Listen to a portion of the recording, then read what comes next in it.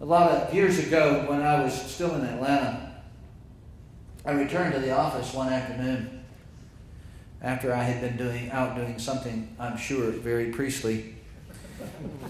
And as I came back into the office, my assistant told me that there was a man there who had been waiting for an hour or more to see me. I saw him sitting in the waiting area, and I knew why he was there. He was clean enough, but he was obviously poor. He was poorly dressed. He had a haircut that was probably done at home.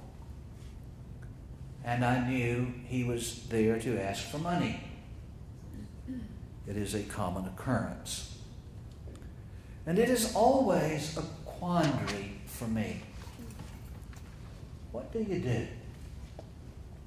In the first place, we don't have the resources to make even a tiny fractional dent in poverty or homelessness.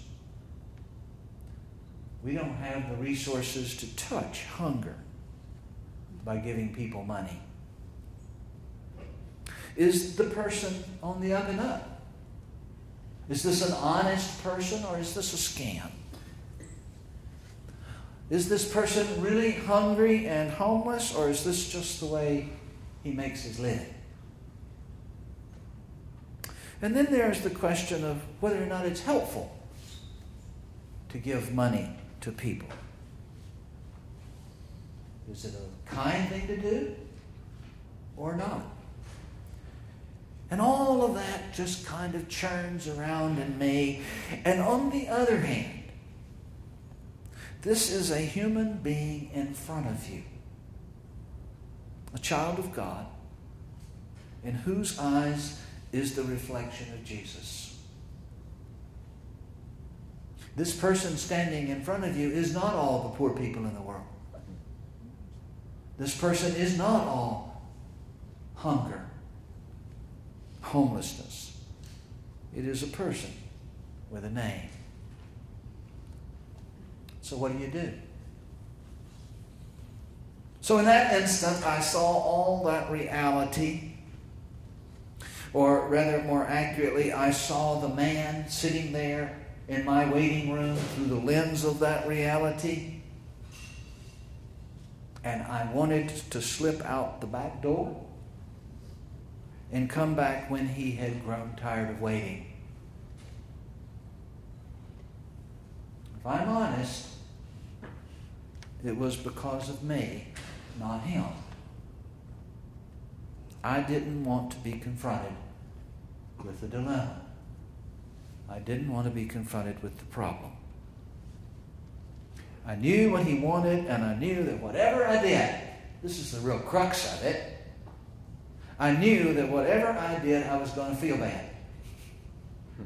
If I didn't give him money, I was going to feel bad. If I gave him money, I was going to feel bad. And golly darn it, I didn't want to feel bad. But I couldn't slip out the back door. He had seen me come in. He knew I was there. But more than that, my assistant knew that I knew he was there. What kind of priest would she think me to be if I said, well, I'm going to slip out the back door? So I went out and I greeted him and I said, come in my office. I was not very nice. I was not very patient. I was mad. I was mad because he was there. So he sat down and he began telling me his story. He told me that for many years he had struggled with drug addiction. I knew what was coming. There is always a story. Maybe even a true story. And the story always ends with why the person needs money.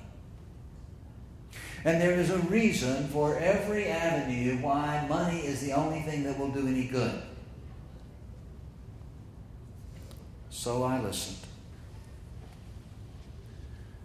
And as he told me his story, he said he was in a 12-step program. And that he had been clean and sober for almost a year. And he said he had gotten to that part in the 12-step program when you make a list of all the people you have wronged, all the people you have hurt, and then you make an effort to make restitution to those people in cases where it would not bring further harm or further hurt. And he told me that he had stolen a video camera from the narthex of my church. I was stunned. I clearly remembered the theft.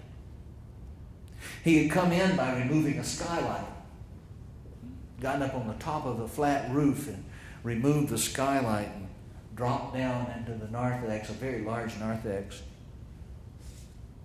There wasn't much to steal. The real irony, I never told him this because I thought it would really upset him. The real irony was that the front door was open.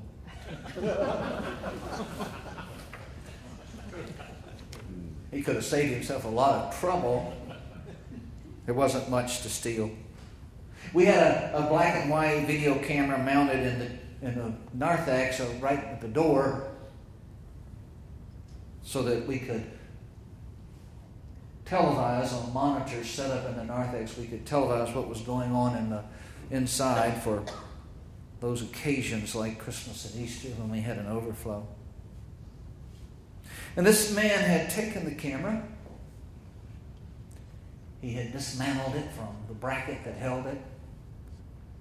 And he left the skylight sitting to the side on the roof. It was more expensive, by the way, reinstalling the skylight than it was replacing the camera. And he told me he wanted to repay the church for the camera. He said he couldn't pay very much, maybe $5 or $10 a week, but he would pay it for as long as it took. I didn't know what to say. I didn't want to blow it off. The camera was essentially worthless, but it was too important. So I thought a moment, and then I finally said, tell you what, that camera wasn't worth very much. And he looked at me and he said, I know. So I couldn't get very much for it. I said, let's call it $50. I could tell he thought that was a little high, but he wasn't in a position to argue. And what I want you to do, I said, is I want you to give $5 a week for 10 weeks to someone who needs help. You decide. Someone who needs help. And then we'll be even. Can you promise to do that? And he said yes, he could. We said a prayer together, and then he left. I never saw him again. I have no idea if he kept his promise or not. I suspect he did. I think it was too important to him. It was for me a paradigm shift. I was so sure of the reality that I saw. I knew everything I needed to know. I knew everything I needed to know about that man. I read that reality through a set of biases, prejudices, and assumptions. And the thing is that if I did it 99 times in 100, I would have been right. I would have been right so much that prejudice, that bias, would have been reinforced over and over and over again.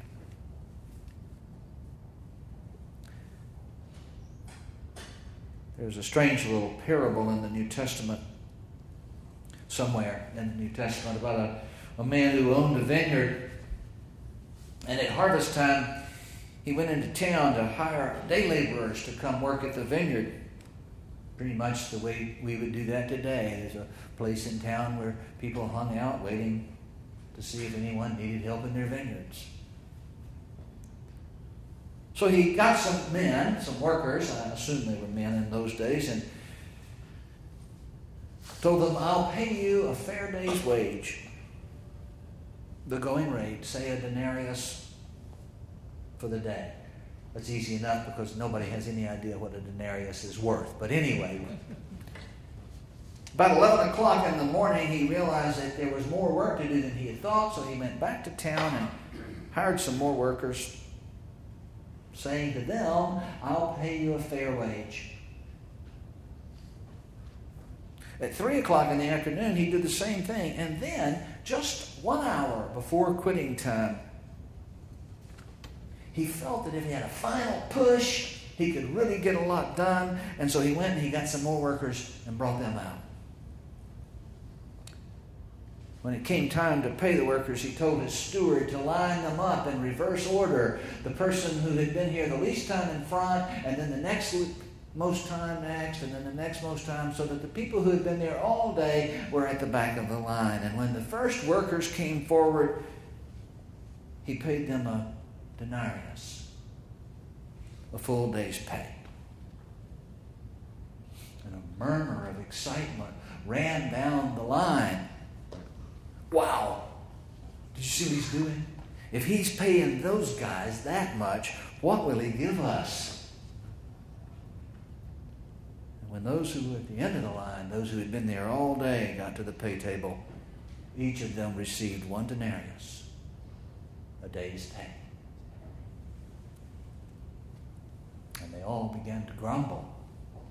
It's not fair. We worked all day and they only worked 1 hour, but we're getting paid the same thing they are.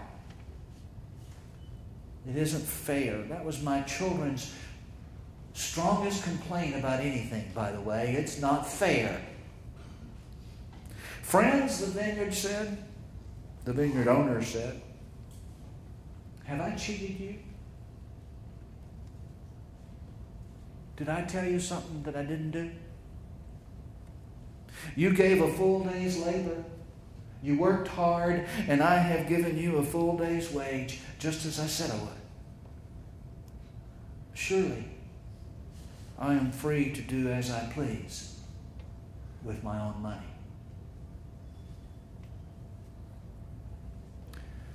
I was in a group of adults once in a Bible study, and we were talking about that particular passage, and as the conversation was going on, there was one of the men who was sort of disengaged. He was there. I don't know why he was there. At some level he wanted to be, but he wasn't paying any attention. He was sort of sitting you could tell his mind was wandering. He wasn't paying much attention.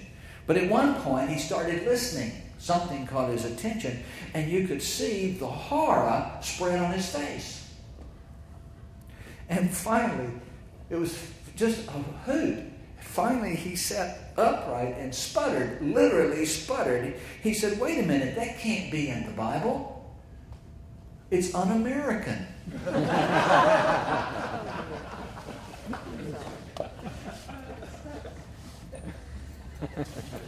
And of course it is. It is un-American from the perspective of that particular paradigm. That way of viewing reality.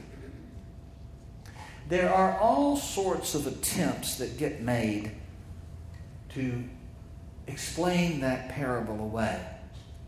But they all fall short or ring hollow because it can really only be understood from the perspective of an entirely different paradigm. That of the kingdom of God. And if you can't shift, if you can't see the picture, you can't understand the parable. If you can't shift from the old woman to the young woman, you will always be trying to interpret that parable through the lens of a different reality.